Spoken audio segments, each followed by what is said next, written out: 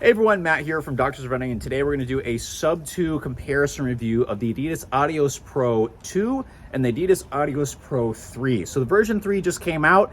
While this is the successor, they feel like very different shoes, similar DNA, but a lot of differences I think was worth talking about. So let's talk, just starting with specs here. Specs, supposedly this one is coming in later at 7.6 ounces for men's size 9. The Adios Pro 2 was coming in at 8 ounces for men's size 9. On my scale, they actually measure about the same. This version has a little bit more foam underfoot than this one, even though this one feels a little bit more bouncy and soft, and we'll explain why in just a second.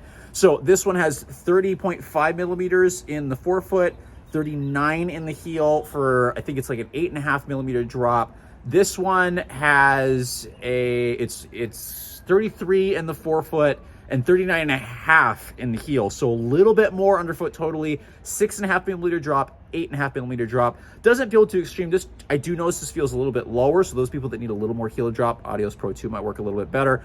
But the feel of these two shoes are totally different. So Adios Pro 2 felt really bouncy underfoot, a little bit unstable that heel, unless you were someone like me, but that even started to fatigue me out over time.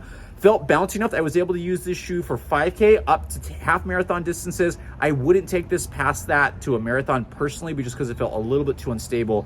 Those with stable mechanics in general are going to find this to work just fine, but it felt like it could move fast enough to handle a 5K and faster effort, so I really enjoyed this. Adios Pro 3 doesn't do that as much and is more versatile at the longer efforts, right? So inherently more stable, wider, and far more durable sole, full length carbon rods now. There's a plate here in the rear foot.